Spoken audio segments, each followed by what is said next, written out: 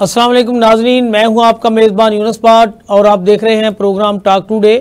हमारे आज के प्रोग्राम में एक तो हम सानिया 9 मई के हवाले से गुफ्तगू करेंगे। आज सानिया 9 मई को एक साल मुकम्मल हुआ। आज पंजाब असम्बली का इजलास भी था, वहाँ भी अंदर की जो कार्रवाई है उस हवाले से भी बातचीत की जाएगी। अगर बात की जाए शहर में ख़बरों की, मुल्क में ख़बरों की, तो सानिया 9 मई का वाक़या ही हर तरफ जो है इसकी गूंज सुनाई देती है। इस पर मुख्तलिफ़ तकारीरें की गई, मुख्तलिफ़ बयानात सामने आए, PTI वालों ने भी बयानात दिए और हुकूमती अरकान के साथ इस्टेब्लिशमेंट वालों की जानब से भी इस पर जो है बयानबाजी का अमल जो है वो दोहराया गया। तो आज के प्रोग्राम में जो तेजिया पेश करेंगे, मेरे साथ स्टूडियो में जेज इकबाल गरैज साहब मौजूद हैं, जबकि टेलीफोन लाइन पर सीनियर साफ़ी जनाब नाज़म मलिक साहब मौजूद हैं। हम नाज़म मलिक साहब की तरफ बढ़ते हैं क्योंकि आज पंजाब असम्बली की कार्रवाई जो है वो उसमें मौजूद थे। हम उनसे पूछ रहे थे कि पंजाब असम्बली के अंदर जो कि सूरत हाल थी, यकीनन 9 मई के वाले से वहाँ भी बड़ी बातें हुई, तो उनसे बात करते हैं, वो बताते हैं। जी नाज़म मलिक साहब अस्सलाम वालेकुम। नाज़म मलिक साहब, पंजाब असम्बली में यकीनन आप जाते हैं, आप जी भी मौजूद थे, तो आज 9 मई के हवाले से जो पंजाब असम्बली के अंदर की बातें हैं वो क्या थी, अपोजिशन क्या कर रही थी और जो हुकूमती अरकान है वो क्या कह रहे थे जनाब?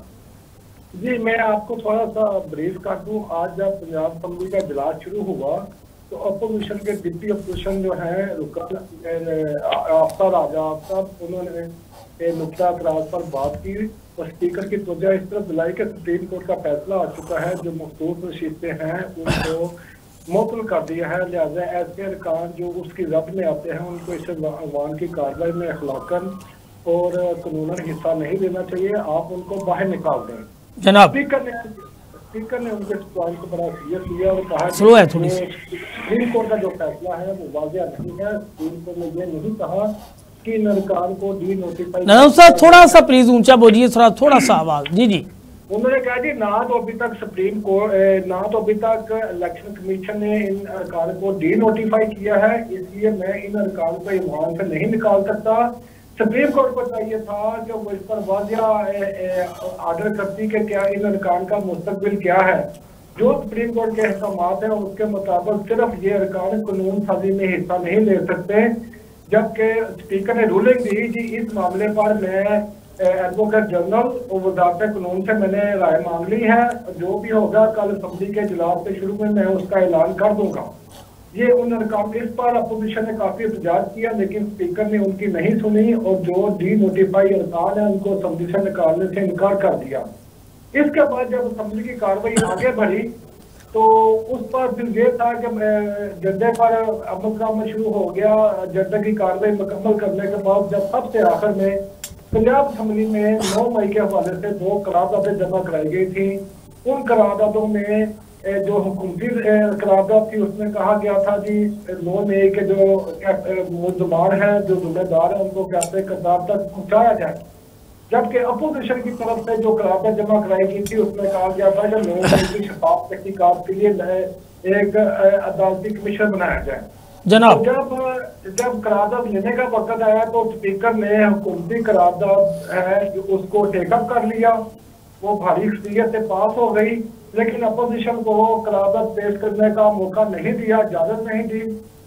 जिसके बाद अपोजिशन ने ऐवान में काफी एहतजाज किया, एजेंडे की कापियां फाड़ दी और वो फिर ऐवान से बाहर निकल आए। ऐवान से असम्बली से लेकर 13 तक अरकान असम्बली ने एक एहतजाजी रैली निकाली और नारेबाजी की कि जो बानी PTI है इमरान खान को रहा करो, इमरान खान को रहा करो। जबकि असम्बली के अंदर भी जो अपोजिशन के अरकान असम्बली है वो बानी PTI की बड़ी बड़ी तस्वीर लेकर स्पीकर के डायस के सामने जमा हो गया। वहां पर उन्होंने खड़े होकर काफी नारेबाजी की कि बानी PTI को रहा किया जाए, इमरान को रहा किया जाए, इमरान को रहा करने के बगैर कोई चारा नहीं है। अपोजिशन ने आज शदीद एहतजाज किया है, एक तो बानी PTI की रिहाई के लिए और दूसरा ये है कि जो उनको करारदाद पेश नहीं करने देगी उस पर भी काफी एहतजाज किया है। लेकिन आपको पता है कि अक्सरियत में इस वक्त हुकूमती पार्टी है, जैसे भी उनके पास अक्सरियत है और स्पीकर भी आपको पता है कि हुकूमती पार्टी से होता है, इसलिए जो स्पीकर भी है उन्होंने भी जानबदारी का मुजाहरा किया और अपोजिशन को उनकी करारदाद पेश करने की इजाजत ही नहीं दी। अच्छा नाज़िम मलिक साहब, माफ़ी चाहते हैं आपकी बात को मैं काट रहा हूँ। आप सियासी रिपोर्टर हैं, आप एक अरसा दराज से सियासी खबरें भी आपने अदारे में फ्राहम करते हैं। सिर्फ ये बताइएगा कि पिछले दिनों आपने देखा होगा कि बानी पीटीआई की जानब से और पीटीआई के दीगर रहनुमाओं की जानब से बड़े वाज़ह खुलकर बयान सामने आ रहे हैं कि जी हमारी डील हो रही है, डील की बड़ी बातें चली।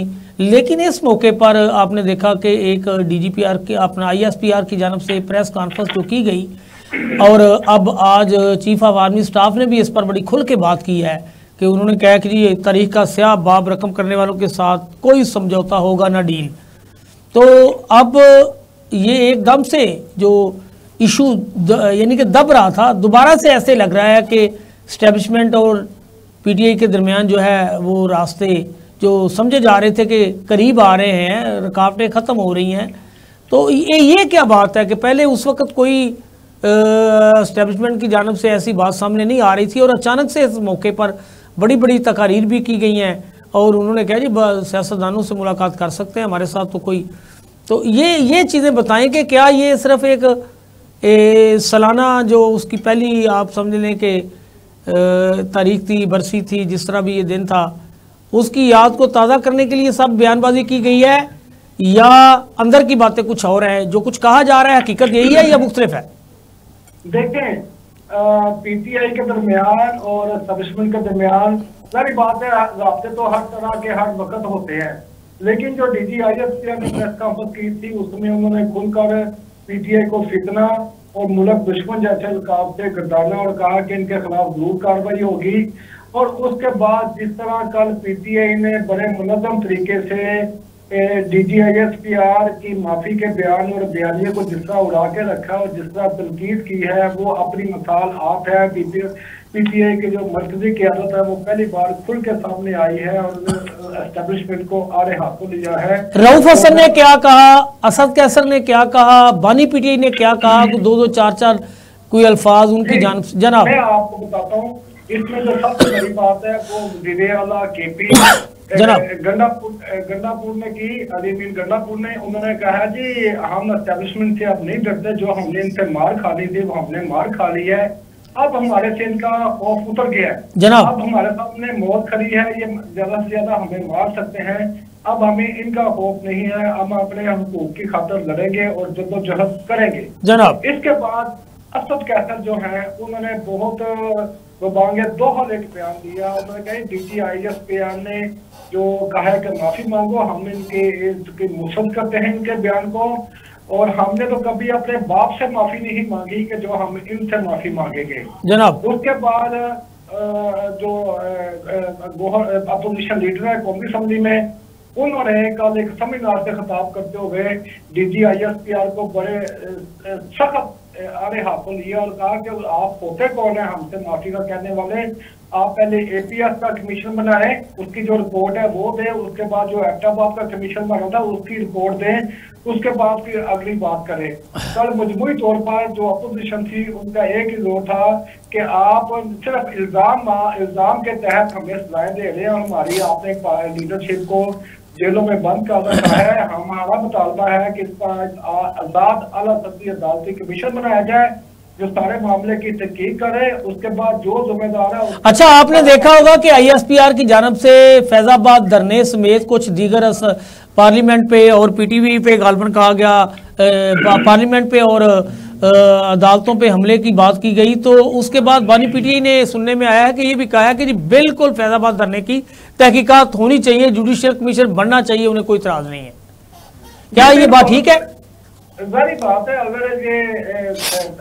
अगर ये तहकीकात होती है या कमीशन बनती है तो इसमें साबिक आर्मी चीफ जो बाजवा साहब हैं वो फंसते हैं, इसके बाद जो फैज हमीद है वो फंसते हैं, क्योंकि इनका सारा बलबा तो पीटीआई पे डाल दिया गया हुआ है। वो इससे अपनी निजात चाहते हैं। जो चीफ जस्टिस सुप्रीम कोर्ट है उनका भी यही कहना है कि जो फैजाबाद धरने की कमीशन बनाया गया था उसने मुकम्मल रिपोर्ट नहीं दी, अधूरी रिपोर्ट दी है, क्योंकि चीफ जस्टिस खुद कहते रहे हैं कि इसमें फैज हमीद मुलव्वस है, इसलिए उन्होंने उसे दोबारा टेकअप किया है और उस पर समाप्त जारी है। मैं आपको ये भी यहाँ पे बताऊं कि अभी सियासी जो मंजरनामा है उसमें मुल्क के अंदर सियासी मुहावरा या किसी भी कम होने का कोई आसार नहीं है। अब PTI और एक बार खुलकर एक दूसरे के सामने आ खड़े हुए हैं और जो इस मुहावरे के जो बेनिफिशरी हैं, आज वज़ीर-ए-आला पंजाब मरियम नवाज शरीफ वो जिन्ना हाउस गई हैं और जहां वहां पर जाके उन्होंने जिन्ना हाउस का विजिट किया है। इसी तरह असेंबली में भी एक करारदाद पास की गई है। मुस्लिम लीग नून और उसकी इत्तेहादी जमातें पूरी तरह एस्टेब्लिशमेंट के साथ खड़ी हुई हैं, क्योंकि उनको भी पता है कि अगर हमें इक़्तिदार इनके हाथों से मिला है तो ये मुश्किल वक्त है, हम भी एस्टेब्लिशमेंट के सहारा बने और उसके बयानिए के साथ चलें। आज मुस्लिम लीग नून ने मेरा ख्याल है बड़े बादल ने खासा तौर पर वज़ीर-ए-आला जो मरियम नवाज हैं वो जिन्ना हाउस गई हैं, जबकि मेरे ज़राए का कहना है कि नवाज शरीफ इस बात से बड़े दिल गिरफ्ता है, लेकिन मजबूर है कि वो उनके पास इसके सिवा कोई रास्ता नहीं है, क्योंकि उनकी बेटी वज़ीर-ए-आला पंजाब बनी हुई है। अब मियां नवाज शरीफ समेत मुस्लिम लीग नून की मर्कजी क़यादत तमाम इलेक्शन हारी हुई है, जो फॉर्म 47 के जरिए जीत कर इस टाइम असेंबली में बैठे हैं। तो ये सब कुछ एस्टेब्लिशमेंट की मरहून मेहनत है, इसलिए एस्टेब्लिशमेंट का उन पर हक भी बनता है, मुतालबा भी बनता है कि वो इस वक्त आकर उनको डिफेंड करें, उनके लिए आगे बाहर असेंबली और असेंबली से बाहर उनको सपोर्ट करें। अच्छा मलिक साहब मेहरबानी कीजिए, एक यानी कि हमने छोटी सी यहाँ ब्रेक है, यहीं से आप हमारे साथ को थोड़ा सा टाइम और चाहिए आपका, आप बड़ी अहम चीज़ें बता रहे हैं। जी नाज़रीन, ब्रेक पर जाने से पहले नाज़िम मलिक साहब हमें सियासी सूरत हाल ख़ास तौर पर जो आज सान्या 9 मई के हवाले से पंजाब असम्बली में हुआ, जो कुछ ISPR की एक प्रेस कॉन्फ्रेंस के बाद सियासी रहनुमाओं बिलखसूस PTI का रद्द अमल था वो बयान कर रहे थे, बता रहे थे। जी नाज़िम मलिक साहब, आपकी मेहरबानी, आपने हमें सारी चीज़ें बड़ी खुलकर बयान की हैं। बस हम ये जानना चाहते हैं कि आप क्या समझते हैं कि अब ISPR के बाद जो कुछ सामने आया है, दूसरी जानब PTI ने पहले से एहतजाज का ऐलान भी कर रखा है, कुछ जमातें उसके साथ भी मिली हुई हैं, कुछ नहीं मिली, तो उस एहतजाज का अब क्या बनेगा? एहतजाज आगे बढ़ेगा नहीं बढ़ेगा, उसको आप कैसे देखते हैं? देखिए जी, कल भी एक बहुत अहमियत का हामिल दिन है। स्पीकर पंजाब असम्बली मलिक मोहम्मद अहमद खान ने अपोजिशन से वादा किया है कि जो सुप्रीम कोर्ट के फैसले से डी नोटिफाई हो चुके हैं, कल सबसे पहले असेंबली के इजलास में ये मामला टेकअप किया जाएगा और इस सिलसिले में उन्होंने एडवोकेट जनरल और वज़ारत कानून से राय मांगी हुई है। अगर कल एडवोकेट जनरल और वज़ारत कानून की ये राय आ जाती है कि सुप्रीम कोर्ट के फैसले के तहत जो एक्स्ट्रा सीटें मिली थी मखसूस मुस्लिम लीग नून को, दीगर जमातों को वापस हो जाएगी, तो कल इसका मतलब है कि पंजाब असम्बली से 27 अरकान सूबाई असम्बली की रुकनीत खत्म हो जाएगी। उसका ये होगा कि जिस तरह यहाँ से खत्म होगी इस तरह कौमी असम्बली से भी खत्म होगी, और कौमी असम्बली में जो हुक्मरान इत्तेहाद है इसकी 2/3 अक्सरियत खत्म हो जाएगी।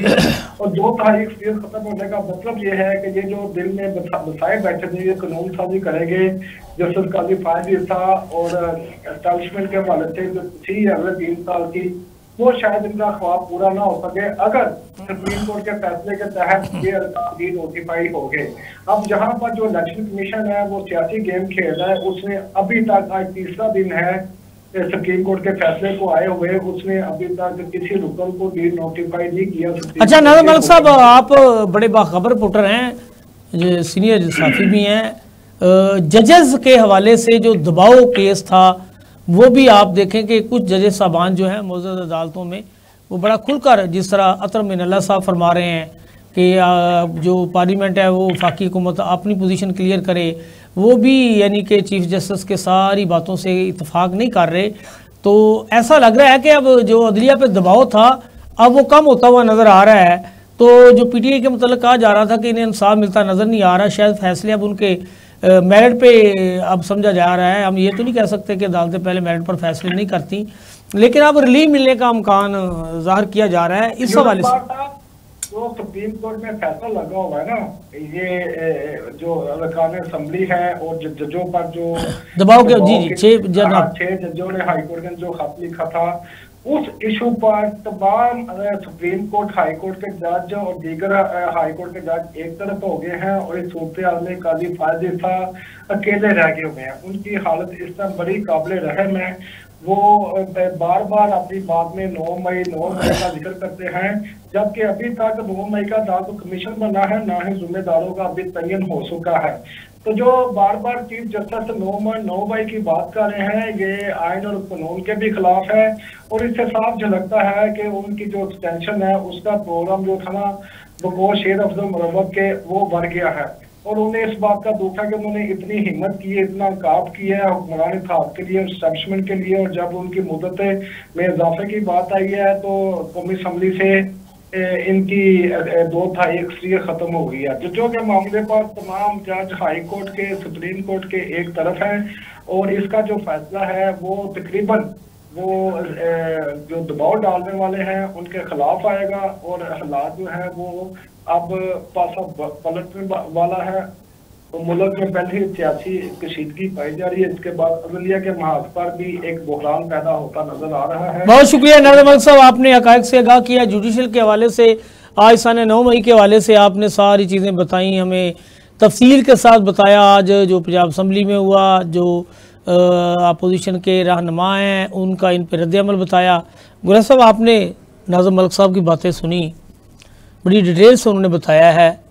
सन 9 मई के हवाले से पंजाब हुकूमत तो पहले ही इस्टेब्लिशमेंट के कंधों पे सवार होके आई है, चाहे वफाकी है या पंजाब है, वो तो यकीनन उनके जो बात करेंगे उसकी तईद भी करेंगे।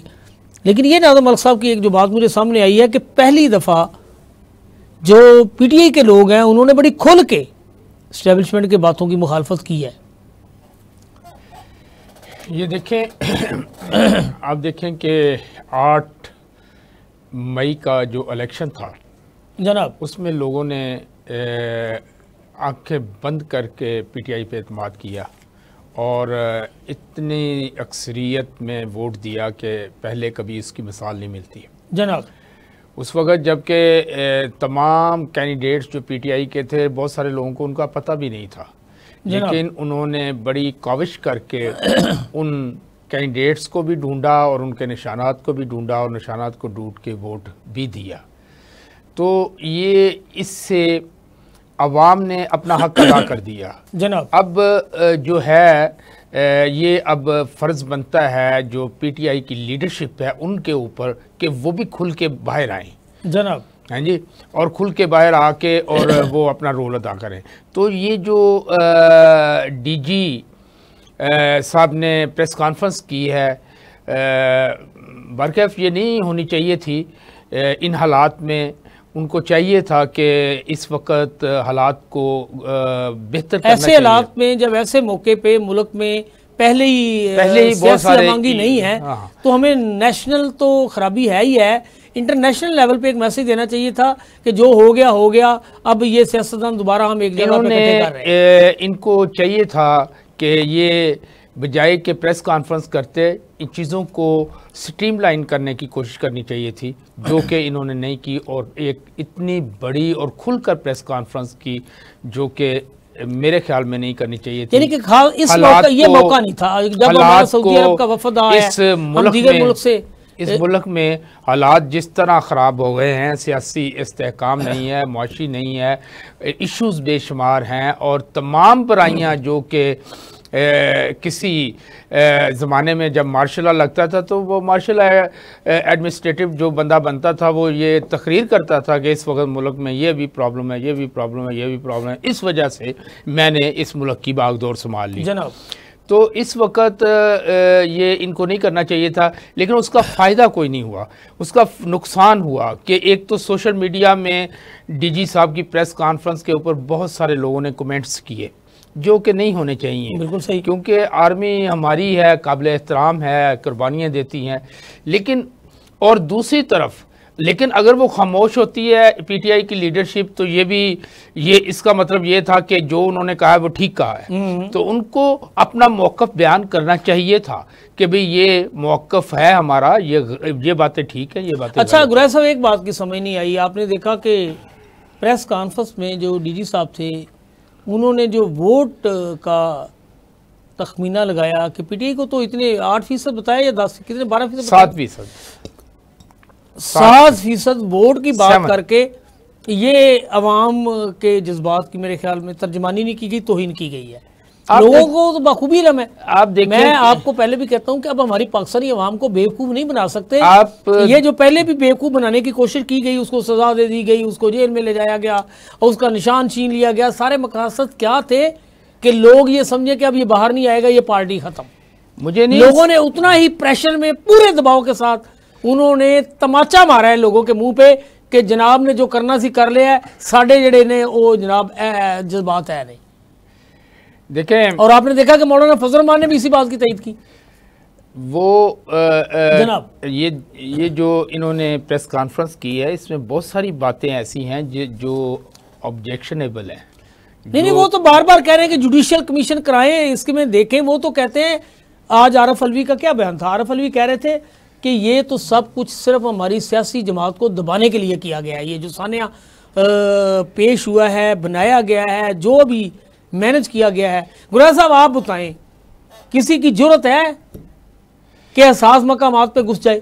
किसी की जरूरत नहीं। पहले तो आप ये देखें, इतनी दूर से पैदल सफर करके। अब फिर दूसरी बात, आप वहां जाते हैं तो रास्ते में कई जगह रोका जाता है। मैं कह रहा हूं कि लिबर्टी से चल के कोई ये थोड़ा है कि आप फिर आप मुकदमा देख लेना। हाँ। उसी वक्त आप कह रहे हैं कि जनाब इन लोगों ने जना उस पर हमला किया है, उसी वक्त ये कह रहे हैं ये जनाब आनन फानन थाना शादमान पे हमला हुआ है, उसी दौरान जनाब मुस्लिम लीग नून के दफ्तर पे माल्टोन में हमला हो जाता है, उसी दौरान ये कहते हैं कि मियांवाली में हमला हो जाता है। वही जो लाहौर में खड़े हुए हैं लोग, हाँ, उन्हीं का नाम आता है। और जब उनसे ये सीसीटीवी फुटेज की बात की जाती है तो कहते हमारे पास है ही नहीं।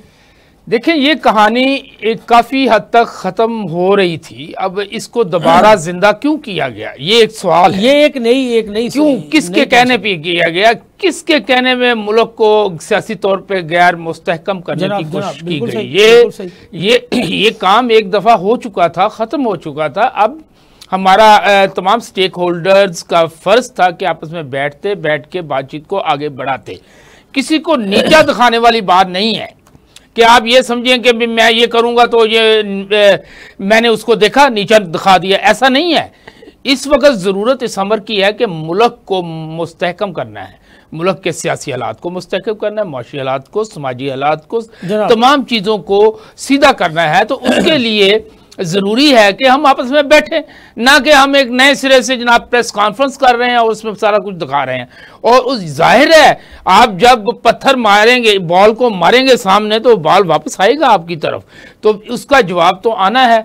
अब पिछले जब से ये प्रेस कॉन्फ्रेंस हुई है उसका जवाबात आ रहे हैं, कभी पीटीआई की लीडरशिप की तरफ से, कभी सोशल मीडिया की तरफ से। तो ये मेरा नहीं ख्याल ये सही काम हुआ है, ये नहीं करना चाहिए था, अभी भी वक्त है। यानी कि हमें किसी चीज़ को भी बढ़ावा नहीं देना चाहिए, हमें मामला को सुलझाना चाहिए। और ये खुल्लम खुल्ला किसी को कहना चाहिए कि ये भी ये गद्दार हैं, ये शर्पसंद हैं, ये है वो है। देखिए, पाकिस्तानी है, मुहिब्बुल वतन है, पढ़े लिखे लोग हैं, आप उनको जरा देखें। तो इस वक्त भी अभी भी वक्त है कि आप लोग जो है ना बैठ के बात करें। और ये कहना कि सियासतदानों से बात करें, पहले तो मतलब ये बात भी सही नहीं है भाई। बात तो उसके साथ होती है ना जो मसला हल कर सकता है, जो मसला हल ही नहीं कर सकता। और जो बेनिफिशरी है, क्या बेनिफिशरी को आप कहें, आप नहीं, वो तो किसी सूरत है, उनकी तो सारी दुकान खराब हो जाए। एक ब्रेक ले लेते हैं, दोबारा फिर यही से शुरू करेंगे। जी नाज़रीन, ब्रेक पर जाने से पहले हम चीज़ें बयान से जो कर रहे थे, जो बात कर रहे थे, बयान सामने आए, जो आपके सामने हमने सुनाए, आपको जो चीज़ें थी वो बताई आपको। अब हमें सीनियर तजियाकार है जुल्फ़िकार नत्तार साहब, उन्होंने ज्वाइन किया है, उनसे बातचीत कर लेते हैं। गुरैज साहब से बाद में स्टूडियो में मेरे साथ बैठे हैं, इनसे बातचीत बाद में करेंगे। जी जुल्फ़िकार नत्तार साहब, अस्सलाम वालेकुम। जी जी जुल्फ़िकार नत्तार, इस तरह है कि सानिया 9 मई के हवाले से आज सारा दिन जो है वो सिलसिला चलता रहा। हकूमती लोग जो है वो इसको जनाब इसका दफा करते रहे, जो इस्टेब्लिशमेंट की कार्रवाई है, मुकदमात की जो कार्रवाई है, अपोजिशन इस पर एहतजाज करती रही। ये समझा जा रहा था कि इस सानिया को 1 साल गुजर गया है और हालात आहिस्ता आहिस्ता जो कशीदगी है वो ख़त्म होती नज़र आ रही है और बेहतरी की तरफ हालात जा रहे हैं। डीजी की प्रेस कॉन्फ्रेंस ने जो ISPR ने की है, ऐसे लग रहा है कि मामला फिर से ख़राब हो गया है। अब आप क्या समझते हैं कि ये सियासी कशीदगी बढ़ेगी, कम होगी, क्या होगा? थैंक यू भट्ट साहब। देखें जो DGISPR की प्रेस कॉन्फ्रेंस है, मेरा ख्याल है कि उसने फिर वहीं से ही मामला स्टार्ट कर दिया है जो मई 9 एक साल पहले मामला हुए थे जनाब, और जो फर्दर एक तरह की हमें सख्तबंदी नजर आई है। तो उसमें यही है कि जो आपके PML नून है, पीपल्स पार्टी है, ये दो बड़ी जमातें हैं, इनके साथ एस्टेब्लिशमेंट मिलके चलेगी, इन्हीं के साथ रहना है। और PTI को फिर से एक मरतबा उन्होंने कहा है कि ये कौम दुश्मन जमात है, हमने इसे माफ नहीं किया। और शायद आगे वो जो एक रस्मी सी बात कर दी है कि अगर ये माफी मांगे और जो कंस्ट्रक्टिव पॉलिटिक्स करे तब आगे हम इसके साथ चल सकते हैं। और जो दूसरा इसमें जो है उसमें आज आप देख लें PML नून स्पेशली और PML नून पीपल्स पार्टी पार्षदी, ये सारे लीडरशिप इनकी जो है वो जिसे कहते हैं इन कोरस, वो आज पूरा मातम करती रही मई 9 को लेके। और मुझे तो यही लग रहा था, स्पेशली मैंने ख्वाजा आसिफ की प्रेस कॉन्फ्रेंस जरूर सुनी और जिसमें वो कह रहे थे कि वो जितनी तबाही PTI ने ये की, किसी ने की, और लेकिन उनका भी एक ही क्वेश्चन था। फिर मरियम बीबी आज जिना हाउस में उन्होंने बात की कि जी 1 साल से इनकी ज़हन साजी होती रही और ये बड़ा जुल्म हुआ। पहला तो मेरा क्वेश्चन ये है या ऑब्जर्वेशन ये है कि भाई मई 9 के सबसे बड़े बेनिफिशियरी कौन है? सबसे बड़े बेनिफिशियरी वो PDM है, PDM की 14 जमातें, और टॉप पे PML नून है, PPP है, MQM है, PMLQ है, ठीक है, IPP। अच्छा जुल्फ़िकार साहब, जब भी कोई मुकदमा दर्ज होता है ना, तो मुकदमे के अंदराज के बाद मुल्ज़मान का जब आप ये फैसला करते हैं ना उनके सजा जजा के बारे में, किसको सजा मिलनी है, किसको माफ़ी मिलनी चाहिए, तो वही आपने जो अभी बात की है, फिर देखा जाता है कि इसका बेनिफिशियरी कौन है। जुर्म में बेनिफिशियरी का क्या रखा जाता है कि बेनिफिशियरी जो है वो उसको किसी तरीके से भी उस केस से निकाला नहीं जा सकता, बिल्कुल निकाला नहीं जा सकता। आपकी तो पूरा क्राइम की जिसे कहते हैं जनाब उम्र गुजरी है। तो वो मैं सर करें बात, जी प्लीज करें। आपने सही पॉइंट आउट किया और पब्लिक को भी आपने बताया कि जब भी कोई जुर्म होता है उसके बाद आपने पहले उसमें देखना होता है कि कौन बेनिफिशियरी है इसका। बिल्कुल सही। तो इसमें बेनिफिशियरी तो PTI नहीं है, बेनिफिशियरी तो ये 14 जमातें हैं PDM की, स्पेशली वही फिर जिस तरह मैंने PML नून और PPP की बात की। बिल्कुल। और फिर दूसरा ये है कि आगे जरा चले, मरियम नवाज साहब आज कहती हैं कि जुडिशरी से मैं सवाल करना चाहती हूँ, इनको अभी तक आपने सजा क्यों नहीं दी? भाई इनसे क्वेश्चन उल्टा पूछना चाहिए, जुडिशरी को ही पूछ लेना चाहिए कि आपके पास सबूत कहाँ है। अदालत जो है आपके स्टेटमेंट के ऊपर, आपकी ख्वाहिश के ऊपर किसी को सजा नहीं देती, ठीक है, डंडे के जोर के ऊपर तो सजा नहीं देनी ना उन्होंने कि मरियम नवाज साहब ने डंडा लेके चली गई हैं और ऑर्डर किया है अपना सुप्रीम कोर्ट को, हायर कोर्ट को और इससे लोअर कोर्ट्स को ऑर्डर किया है उन्होंने कि इनको सजा दे, तो उन्होंने सजा तो नहीं देनी। भाई एविडेंस पेश करें। एविडेंस के लिए आपके पास पंजाब की पुलिस मौजूद थी, जो आप कहते हैं आपके पास एविडेंस है, पर पता ये चलता है कि आपने एक जो सस्पेक्ट है, मुल्जिम है मई 9 का, उसके ऊपर आपने कोई 50 से 100 के करीब मुकदमा किए हुए हैं। सारी दुनिया आपके ऊपर हंस रही है और आप बात कर रहे हैं, शर्म नहीं आती इनको ये बात करते हुए कि अदलिया जो है इनको सजा 1 साल से क्यों नहीं दे पा रही? आप लोगों ने कुछ पेश ही नहीं किया, आप लोगों ने मुकदमा ही नहीं चलाए, आप रिमांड में रखा हुआ है अभी तक। जुडिशियल एक केस में रिमांड खत्म होता है, आप उसके बाद चले जाते हैं जुडिशियल रिमांड के ऊपर। 1 साल से सारे इनके लीडर और वर्कर्स अभी तक रिमांड्स में ही है, मुकदमा खुद शुरू नहीं करते और इतनी शेमफुल किस्म की ये स्टेटमेंट दे देते हैं कि जुडिशरी से हम क्वेश्चन कर रहे हैं। अच्छा, मैं आपकी बात को थोड़ा सा आगे बढ़ा दूं। पिछले दिनों इसी हवाले से कमेंट और कर दीजिएगा, जी प्लीज एक कमेंट और कर दीजिएगा, मैं कर दूं इसमें जो मैं करना चाह रहा था। और इसके अलावा ये पब्लिक को इतना बेवकूफ समझते हैं, ये कहते हैं जी जेन साजी कर गया इमरान खान, जेन साजी इनकी कर गया, उसने आर्मी से लड़वा दिया, उसने बाकी इदारों से लड़ा दिया। अवाम इतनी पागल है कि आप क्या समझते हैं कि अवाम इतनी सादा है कि इमरान खान फौज के खिलाफ इनकी जेन साजी कर गए? तो इसका मतलब तो ये हुआ कि फौज और 14 जमातें, अदालतें, ये सारी रियासती कुव्वत और बाकी ये मतलब सारा मतलब इसमें आप क्या बात मतलब करना चाह रहे हैं?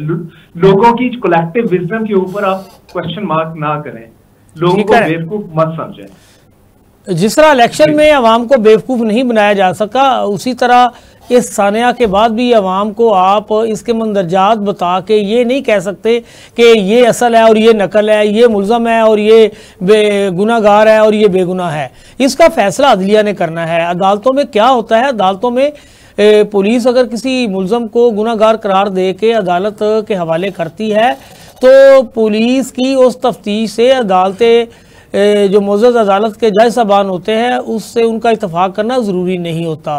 वो वाक़याती शहादतों पर वो जो वहाँ चीज़ें चल रही होती हैं वो उस पर उसका फ़ैसला करते हैं। इसीलिए आपने देखा होगा कि मुल्ज़मान जो है उनकी तादाद कई दफ़ा एक मुकदमे में 10 से भी ज़ायद हो जाती है, 5 से भी ज़ायद हो जाती है। जबकि मर्डर अगर कोई केस ले लें तो अगर फायर एक लगा है तो किसी के ऊपर बुलावे का, किसी के ऊपर डंडे का, किसी के ऊपर ललकारे का, कई तरीके से उनको फंसाने के लिए जतन किए जाते हैं। लेकिन जज साहब क्या करते हैं, बाद में पता चलता है जी एक मुल्ज़िम को सजा हो गई है, बाकी बरी हो गए हैं। तो यही होता है कि जब आप वाक़याती शहादतों का, अब वाक़याती अदालतों में शहादतें पेश करें जो कि इनके पास नहीं है। आप पिछले दिनों देखें कि नीलम आलम की अदालत में एक केस था फवाद चौधरी साहब का। फवाद चौधरी ने कहा कि जी मुझे ये दोबारा सानिया 9 मई के कई मुकदमात में गिरफ्तार करना चाहते हैं। एक ऐसा मुकदमा भी था जिसमें उसकी बेल खारिज हुई थी और वो जेल में थे, उसकी जो खारिज बेल थी उसमें उसकी गिरफ्तारी नहीं डाली गई थी। जब अदालत आलिया की जज साहबा नीलम आलिया ने उन्हें आलिया नीलम ने तलब किया तो उन्होंने पूछा इसमें आपकी क्यों नहीं आपने गिरफ्तारी डाली, मुल्ज़िम तो पहले 6-7 माह से आपके पास था। उन्होंने कहा जी जिसमें हम जरूरी समझते हैं डाल। उन्होंने कहा ये क्या बात हुई। उन्होंने वो जनाब पंजाब पुलिस की क्लास ली, उन्होंने कहा आप टिक टाक कर आई जी हैं। उन्हें कह रही आप कल लेके आए, तैयारी के साथ आए सारे केसेस लेके इनके। साहब अगर अदलिया कंप्लीटली आजाद हो जाए ना अभी और आजाद फैसले करना शुरू करे, मैं बताऊं मई 9 के बाद जो इन्होंने मिस यूज ऑफ पावर किया पंजाब पुलिस स्पेशली और बाकी लोगों ने, तो ये मुकदमात या अदालतें इनको पनिश करेंगी। ऐसे ही ठीक कह रहे हैं आप। ये देखें अगर ये इन्होंने ये चीज साबित करा, आप एक लीडर को पकड़ते हैं एक पार्टी के, उसके ऊपर आप 50 मुकदमात बनाते हैं और उस दिन पता चलता है वो लीडर पाकिस्तान में भी नहीं था, तो आपने उस पर हर जलाओ घिराओ का पूरे पंजाब के 20 डिस्ट्रिक्ट में आपने मुकदमात कर लिए। मतलब आपने क्या कानून को बना के रखा हुआ है। तो इतनी बोंगियां मार रहे हैं और बोंगियों के बाद मरीम नवाज साहबा उठती हैं, कहती हैं जी कि अदलिया से मेरा सवाल है कि इनको आप सजा क्यों नहीं देते, उनको थोड़ा सा कानून पढ़ा दें। वो वैसे भी उनकी एजुकेशन पे ऊपर काफी क्वेश्चन मार्क्स हैं, आपको पता ही है जनाब। तो उनको कानून पढ़ाएं कि कानून में ये जो आप जाली किस्म के मुकदमात होते हैं इसके ऊपर अदालत अगर आजाद है तो सजा नहीं देती, बल्कि जिन्होंने जाली मुकदमात बनाए होते हैं सजा उनको बनती है। अच्छा, जब हमारे मुल्क में ऐसा यानी कि हर सियासतदान की समझ में आ जाएगा कि हम जिस मुकदमे की बात करते हैं या अपने मुखालफिन को सज़ा दिलवाने की कोशिश करते हैं, तो आने वाले दिनों में यही जो सज़ा दिलवाने की कोशिश कर रहे होते हैं, जब ये अपोजिशन में होते हैं तो फिर इनके साथ ये जब सलूक होता है तो ये चीखे मार रहे होते हैं, ये जी हमारे साथ तो ज़्यादती होगी, नाइंसाफ़ी। तो जब ये खुद ज़्यादती और नाइंसाफ़ी कर रहे होते हैं तो फिर इन्हें वो वक्त याद नहीं आता। आज आप देखें कि मौलाना फजल रहमान को मनाने के लिए भरपूर जब कोशिशें की गई, मौलाना फजल रहमान से पूछा गया कि जी आप क्यों नहीं मान रहे, आप तो इस जमात के बड़े जनाब चाहने वाले थे, इन लोगों के साथ मिलके आपने PDM की पहली जो हुकूमत थी निगरान सेटअप में वो आप उस वक्त भी साथ थे, और जब इमरान खान की हुकूमत को उठाया गया तो सबसे ज़्यादा तो जो इसके लिए किरदार अदा किया आपने किया। तो उन्होंने कहा कि जी अब हुकूमत अगर किसी को मिलनी चाहिए तो वो कहता है जी PTI को मिलनी चाहिए, वो कहता है जी ये मैं नवाज शरीफ को कहता हूँ कि जी आप हमारे साथ अपोजिशन में आए। तो अब लोग देखें जिस तरह बहुत से ऐसे जनाब सियासतदान हैं, अब पहली दफ़ा जो इस्टेब्लिशमेंट की जानब से चीज़ें सामने आई हैं, PTI वाले ने जितने भी उनके रहनुमा हैं उन्होंने बड़ी खुल के इसकी मजम्मत की है और उन्होंने कहा जनाब जी भाट साहब देखिए PML नून की लीडरशिप की बात कर ले, उनकी अपनी सियासत दफन हो गई है, मरोमत मिट्टी के नीचे दफन हो गई 8 में जनाब। अब उनको वाहिद सहारा एस्टेब्लिशमेंट का है, इसीलिए वो कहते हैं कि एस्टेब्लिशमेंट की किसी तरह भी कोई सॉफ्ट कॉर्नर डेवलप ना हो जाए PTI के लिए, वो मई 9 को छोड़ के आगे ना बढ़ जाएं। अगर वो आगे बढ़े तो हम तो कौंसलर का इलेक्शन नहीं जीत सकता, नवाज शरीफ शायद कौंसलर का इलेक्शन नहीं जीत सकेगा आने वाले। ठीक है, अच्छा तो साहब बहुत शुक्रिया, आपने में ज्वाइन किया, चीज़ें जो थी उस पर बात की, बताया कि 9 मई के हवाले से क्या क्या चीज़ें जो चल रही हैं, इससे किसका नुकसान होगा, क्या होना चाहिए, क्या नहीं होना चाहिए। गुरैश साहब आपने जुल्फ़िकार साहब को भी सुना, आपने नाज़म मलिक साहब को भी सुना, अब आपने दोनों के जो जवाबात थे सवालात के, आप यानी कि अब इस पे आपका जो है तजिया वो सामने आना चाहिए। देखिए, इनकी सारी बातें ठीक है, इन्होंने बड़ी अच्छी बातें की हैं, जुल्करनैन साहब ने भी और मलिक साहब ने भी, लेकिन चीज़ जो है वो इस वक्त हमें तो ऐसा तजिया करना चाहिए ना कि मुल्क की बेहतरी के लिए अब क्या होना चाहिए। तो मुल्क की बेहतरी के लिए यही है कि ये इस्टेब्लिशमेंट से जो इनको ये मेन स्टेक होल्डर है इस्टेब्लिशमेंट जनाब, तो इनको कोई ऐसा कदम उठाना चाहिए, पॉजिटिव कदम जो कि मुल्क के इस्तेहकाम के लिए जो है ना मदद कर सके। बिल्कुल सही। तो इनको, मेरा नहीं ख्याल इसमें कोई बेइज्जती की बात नहीं है। पीटीआई के जो लीडरशिप है उनके साथ मुज़ाकरात करने चाहिए, खुल के हम बात करनी चाहिए कि जो भी है, मतलब ये देखें, पाक फ़ौज और हमारी सियासी जमातें या अवाम ये एक चीज़ है। ये मुल्क की ताकत जो होती है वो सियासी जमातों, अवाम और आर्मी के साथ मिलके बनती है। मुल्क ताकतवर तभी होता है, मुल्क के मसाइल तभी हल होते हैं जब ये सब इकट्ठे हो जाएं। तो मेरा ख्याल है कि ये स्टेक होल्डर जो मेन हैं इनको इकट्ठा होना चाहिए और हो के बात करनी चाहिए। बाकी ये कुछ लोग जो बेनिफिशरी है वो मुख्तलिफ़ किस्म की बातें करते हैं कि भाई ये बड़ी ज़्यादा, आज देखें ना कितना गलत रवैया इख्तियार किया है पाकिस्तान नून लीग ने और पाकिस्तान मुस्लिम लीग नून ने और पीपल्स पार्टी के लोगों ने, लीडरशिप ने, यानी कि जानते हुए मानते हुए सारी आवाम को पता है, एक एक बच्चे को पता है, चीज का इन्हें ये भी पता है कि हमारे मुखालफ जो लीडर है जिसका नाम बानी पीटीआई इमरान खान है, उसकी आवाम में मुसलसल पॉपुलैरिटी बढ़ रही है और इनके बयानात से कुछ नहीं होना, इनकी प्रेस कॉन्फ्रेंस से कुछ नहीं होना, लेकिन उसके बावजूद इन्होंने जिस जुटाई के साथ आज जहर उगला है, मैं इसको जहर कहूंगा, जहर उगला है, ये मुल्क के लिए फायदामंद नहीं है। सही देखे ना, वो लोग जो मुस्लिम लीग नून के वो बड़े अच्छे लोग लगे उस दिन जब उन्होंने कहा कि जी हमने नहीं जीतना क्योंकि, और हमने नहीं आगे इलेक्शन लड़ना क्योंकि अवाम ने हमें मुस्तरद कर दिया है, अवाम ने हमें नहीं जिताया, तो हम क्यों जीतें ये दूसरे तरीके से, फॉर्म 47 की मदद से। तो ये देखिए कितनी बड़ी चीज़ है। अगर अब जिस तरह पाकिस्तान मुस्लिम लीग का ग्राफ बहुत नीचे आ गया है, इनका ग्राफ ऊपर जा सकता है, और उसका एक ही हल है कि ये अपने मैदान में आए और कहें नहीं हम गलत हैं, वो गलत नहीं है, ये इलेक्शन पे अवाम ने उंगलियां उठाई हैं तो हमें फौरी तौर पे अपने आप को पीछे ले जाना चाहिए और हुकूमत जो है वो उनके हवाले करनी चाहिए जो लोग जीते हैं। और ये जो अदारों के सहारे, ये अदारों ने भी बड़ा गलत किरदार अदा किया। नहीं, अदारों के किरदार जो यानी कि किरदार अदा करना चाहिए था, अगर वो किरदार अदा हो जाता, मुल्क की सिमत दुरुस्त कर दी जाती, अदारे अपना किरदार दुरुस्त सिमत में लेके जाते, तो ये दिन देखना ही नहीं पड़ना था। और आप देखें कि आप देखें ना गुरैर साहब, बात तो वही है कि इमरान खान तो कल इस हुकूमत में आया है, इस मुल्क को मकरूज किसने किया है? इन्होंने किया है। आप देखें ना, जिनके आप साथ खड़े हैं, मकरूज करने वाले ये लोग हैं। आप जो डेटा है वो आप देखें ना, जो सारा डेटा है वो देखे कि किस साल में कितना कर्ज लिया गया और किसने लिया, बिल्कुल और कहाँ है, यानी ये भी तो पता होना चाहिए ना। सही कह रहे हैं। ये जो 700 मिलियन डॉलर जो इन्होंने लोगों ने लिए है वो कहाँ है, वो कौन खा गया, वो उसका पता लगाना चाहिए और उसका हिसाब किताब होना चाहिए, बिल्कुल सही कह रहे हैं। अभी तक नहीं हुआ। और दूसरी चीज ये है कि इस वक्त जो ये इनके मुस्लिम लीग नून के लीडरशिप जो थी, उन्होंने जो प्रेस कॉन्फ्रेंस की है, उन्होंने जल्दी पे जो है ना तेल उन्होंने बजाय इसके कि ये कहते कि जी आए मिलजुल कर बैठे। अब गुरैर साहब, किसी के पास ये कोई सर्टिफिकेट नहीं कि जी आप इस मुल्क के मुहिब्बे वतनी, आप बागी हैं, बगावत, ये कोई तरीकाकार नहीं है। आप देखिए कि 8 मई को ये अवाम के पास अख्तियार है कि वो किसको रद्द करते हैं, वो किसके हक में वोट डालते हैं, जिसका आप ख्याल नहीं करते। आप ये देखें कि 8 मई को लोगों ने जैसे 8 फरवरी को जैसे लोगों ने वोट दिया है, ठीक, वो क्या है जनाब, वो नफी है। ये 9 मई का जो पीटीआई पे इल्जाम है उसकी नफी है। सही कह रहे हैं। कोई माने या ना माने, वो तो अवाम ने रिजेक्ट करके रख दिया है। उन्होंने कहा नहीं, आप लोग सही नहीं कह रहे। बिल्कुल सही। और यही गुरैर साहब, यही बात तो मौलाना फजल रहमान करता है।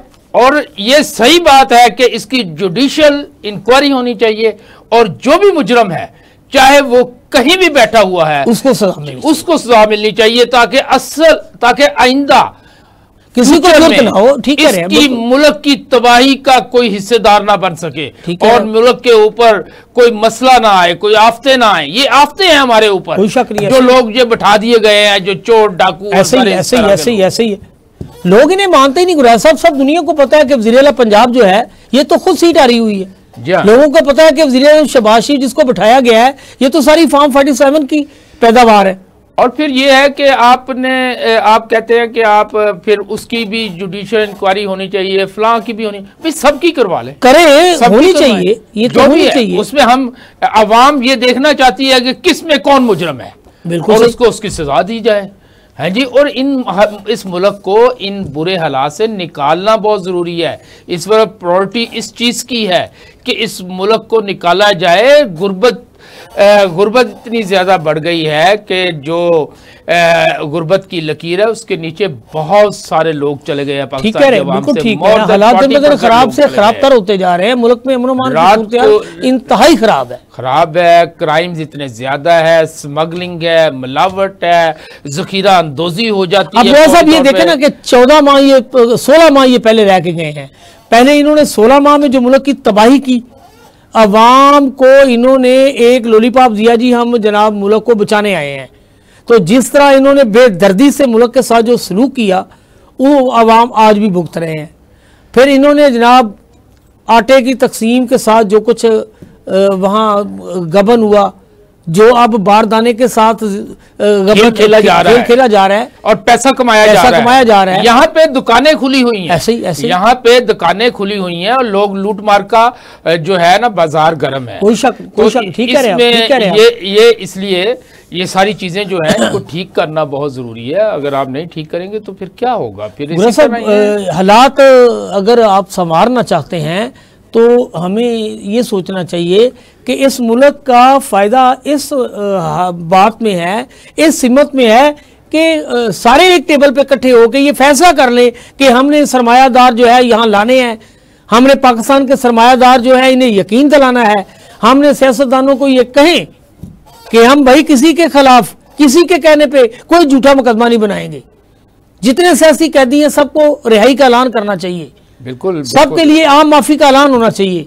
ये तो वज़ीर-ए-आज़म पाकिस्तान को लेकिन वज़ीर-ए-आज़म पाकिस्तान तो नाम के हैं, वो क्या करें? बात तो वही आ गई। अच्छा साहब, हमने बहुत सी चीजें डिस्कस की हैं। ये लास्ट फिक्रा मेरा कि यौम स्याह अगर हम लोगों ने मनाना है तो हमें मनाना चाहिए उस दिन जिस दिन पाकिस्तान 2 टुकड़ों में तकसीम हुआ था, या उस दिन जिस दिन हमारे 400 बच्चे जो मासूम बच्चे शहीद हुए थे, उसका यौम स्याह मनाना चाहिए। अच्छा, या यौम स्याह उस दिन का मनाना चाहिए जिस दिन हम चोरों डाकुओं को जो है ना वो लगाम डाल देंगे, ऊपर मुकदमात खत्म कर देते हैं, उसका यौम स्याह मनाना चाहिए। अच्छा वैसा प्रोग्राम का वक्त जो है वो ख़त्म होने को है। एक दिन पहले आपने देखा कि लाहौर में वकला और पुलिस के दरमियान जो तसादम की फ़ज़ा थी वो देख के बड़ा अफसोसनाक चीज़ें जो देखी हमने कि पुलिस पे भी पथराव किया जा रहा है, पुलिस की जानब से वकला पर तशद्दुद किया जा रहा है, लाठीचार्ज भी हुआ, शेलिंग भी हुई, वाटर कैनन का इस्तेमाल भी हुआ। और ऐसा लग रहा था शाम तक जब वकला की जानब से ये बात सामने आई कि अब वो एहतजाज में जाएंगे और मुल्क भर में एहतजाज होगा। तो अल्लाह का शुक्र है कि ये कल रात ही इस पे जो है वो हमारे लाहौर पुलिस के अफसरान ने बड़ी समझदारी से काम लिया। बिलखसूस लाहौर पुलिस के जो ऑपरेशनल विंग के सरबराह DIG ऑपरेशन फैसल कामरान हैं, उन्होंने अक्लमंदी का सबूत दिया। CCP लाहौर ने अक्लमंदी से काम लिया। गो कि उन्होंने पंजाब हुकूमत के कहने पे ये सारी चीज़ें यकीनन जो कुछ किया है। रात को अचानक से हमने एक FIR सामने आई, पता चला जी वकला के खिलाफ पुरानी नारकली में एक जो मुकामी SH है उसकी मजीद में मुकदमा दर्ज कर दिया गया है। तो ऐसे लग रहा था कि अब अगले जब वो वकला दोबारा सड़कों पे आएंगे तो मजीद तसादम होगा। लेकिन DIG ऑपरेशन जिसे हम समझ रहे थे कि उन्हें लाहौर में काम करने का कोई ख़ास तजर्बा नहीं है, और उनके मतलब ये भी कहा जा रहा था कि शायद वो लाहौर में जो मौजूदा सूरत हाल है या ख़ास तौर पर इस इशू पर कोई कामयाब होते दिखाई नहीं दे रहे, तो यही समझा जा रहा था कि शायद ये मामला मज़ीद ख़राब हो जाएगा। मैं कहता हूँ कि हम उन्हें जो है वो बिल्कुल काबिल खराज तहसीन पेश करते हैं कि उन्होंने जिस अक्लमंदी का मुजाहरा किया है और वकला और पुलिस के दरमियान जो तसादम है उन्होंने अपनी ज़ाती कोशिशों से ख़त्म करवाया है। DIG operation, IG police Punjab और सीसीपी लाहौर की ज़ाती काविशों से ये जो मामला हल हुआ है ये बिल्कुल काबिल तहसीन भी है और एक जो आवाम के लिए एक दिन पहले बड़ी टेंशन वाला सारा दिन गुजरा था। मार रोड की मुहलिका सड़कें, ट्रैफिक में जिस तरह की सूरत पैदा हो गई थी, लोग बड़ी परेशानी का शिकार थे, वो सारे मामला से इन्होंने हमें बचा लिया है। आवाम जो पाकिस्तानी है वो यही चाहते हैं कि सूरत हाल ख़राब ना हो और हमारे जो कानून नाफिज करने वाले अदारे हैं वो अपना किरदार दूसरी सिमत में अदा करें। तो आखिर में मैं यही कहूँगा कि डीआईजी ऑपरेशन फैसल कामरान की ज़ाती कोशिशों से जो ये मसला सुलझाया गया है, हम उन्हें खराज तहसीन पेश करते हैं। तो नाज़रीन, इसके साथ ही हमारे आज का प्रोग्राम का वक्त ख़त्म होता है। अपने मेज़बान यूनुस पाट और जनाब जहीद इकबाल ग्रैस साहब को इजाज़त दीजिए। अल्लाह के बाद।